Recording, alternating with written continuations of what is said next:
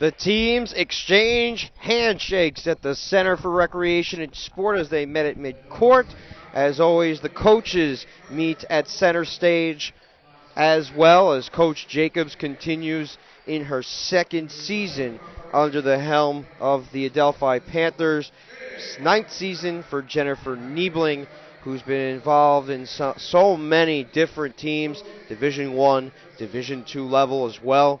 And these two squads, very disciplined. Yeah, Coach Niebling is a Vermont Catamount graduate, 93. Excellent player in her own right. And is the leader here at St. Michael's. St. Michael's is located in Colchester, Vermont, which is located in the northern part of the state, relatively close to Burlington, Vermont. I've been to Burlington. That was in the fall. Very nice. You see the leaves changing. I was up at St. Michael's once as a coach, assistant coach at New York Institute of Technology at the time. There was a lot of ice and snow that evening. One of the few colleges in Division II basketball that is on a true campus site, a true walking distance. We are underway. The Purple Knights have the basketball on the left side. Here on the dribble, it's Hennessy as she dumps it back. 20 seconds on the shot clock. St. Mike's starts out with its motion, flipping on the right, Quinn. Quinn, the brother of three athletes, or the sister rather, of three athletes in the Northeast 10 and also Division I, as the ball's batted into the backcourt, and Alexa Long recovers. One of the leaders in rebounding. One on the shot clock, dribble drive shot off the mark, and Hitchers grabs the rebound. Off-balance shot, Adelphi's first possession. Sade Jackson dribbles to the right. Adelphi's offense has improved over the course of the season. Early, they were hesitant. With the maturity of this team, Coach Jacobs says they're continuing to find better and better shots. Camposano fakes the three and hoists the shot. It's way off the mark. She's been shooting quite well from beyond the arc this year, not so much inside of it. Kittredge drew a double team. She made a cross-court pass, but Camposano missed the shot. More than a minute gone by in the opening half. Bounce pass stolen away. Taken by Flynn as she leads it to Sade Jackson. Jackson has been in a bit of a struggle. Only 6 field goal conversions in the last 23 attempts. Camposano back to Jackson on the left. 19 on the shot clock. Flynn over to the right elbow. Kittredge traveled with the basketball. She tried to move right but lifted her left leg before that. They're allowing Kittredge to catch the ball in the post and looking to double down. She traveled, possession to the Purple Knights. Many of the uniforms in the Northeast 10 are white, black, and gold, the same way that Adelphi's are. Very much different from the Purple Knights as the pass is batted away. Ball is loose on the floor. A scrum ensues, and ball is tied up. Possession arrow belonging to the Panthers. Timeout on the court.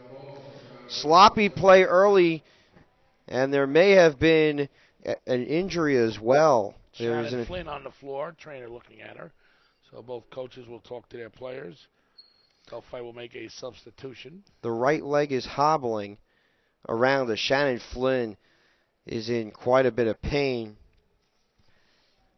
Jenna Hallaby checks to the scorer's table. She's going to be entering in just a moment as Flynn gets up, but she needs some help.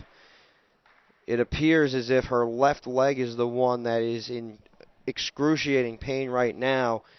Coach O'Brien helping as well. He's one of the assistants on Adelphi. Let's hope the injury is not as severe as what we saw here last year when Ashley Kayafa's excellent career ended with a knee injury. There are times when you just lose a little bit of air. You just need a little bit more air before the oxygen flows back into the leg. Yeah. Hope for the best. Adelphi possession. Sade Jackson has the basketball. Moving from left to right, she drifts to the right, looks for Kittredge. Coach Jacobs says they're looking for Kittredge earlier in the shot clock. If not, then they're going to go to their attack mode, swing it around the perimeter. Jackson sends it outside Camposano. Kittredge falls, but Camposano finds on the right. It's Mannix, feathers it inside. Kittredge, a one-on-one matchup. Shot blocked by Alexa Long. She certainly has long arms, and she can rebound with the best. Great defensive player. Pass outside, no can do. Jackson intercepts.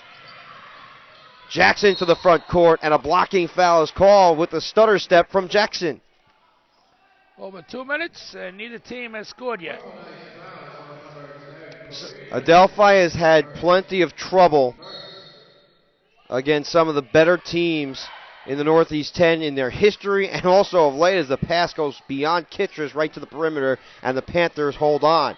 It's Hallaby over to the left, Jackson. Jackson tries to set up the offense. She has been one of the better distributors on the team as Jackson throws it well outside to the baseline. Hallaby collects. Hallaby throws it into a double team before she turns it over. It's Cara DeRoy with the excellent hands. She leads it to the midcourt stripe. No scoring the first 2 minutes plus. 2 minutes and 45 seconds have gone by in the opening half. Lob pass intercepted. We mentioned about St. Mike's having a stingy defense. 5 stretches, 2 minutes 50 plus. No scoring by St. A's. Three-point shot is way off the mark. Hallaby tries to save, but she's out of bounds before she got any touch of the ball. How you like this stat, Perry? St. Michael's is averaging 61.2 points a game. Adelphi is averaging 61.2 points a game. Both are 12th in the league, so both teams having trouble scoring throughout this season. Ultimately, try to teach the offense at this level as the shot goes up. A blocking foul is called on the inside. It's against Campusano, her first, the team's first. When I had an opportunity to talk with Coach Jacobs even more, that's what she implemented. You can always show the effort on the defensive end and show the effort on the rebounding, but what you're trying to really teach at this level is the offensive side of the game as the free throw goes up, and it is good. Teams having trouble on the offensive side by that ranking. Well, Corinne Hennessy does not have trouble on the free throw line. She's an 80% foul shooter. Free throw is a swish, and substitution takes place. First points of the game, more than 3 minutes into the contest. Megan Olson makes her way into the lineup for the Purple Knights. As the free throw shooting continues from Hennessy, she goes to the bench. It is 2-0 the score. Campusano fakes a three, then lines it up. The bank shot is off the mark. It was an unintentional bank shot from Campusano. She tends to shoot it with purity. 3-point launch from the left, angled off the rim. No. Rebound controlled by Adelphi. St. Mike's has some very good rebounding numbers, but Adelphi's been able to claw their way to the glass. A shot off balance from the left hash is off the mark from Jackson. She continues her struggles. Almost 4 minutes have elapsed in the opening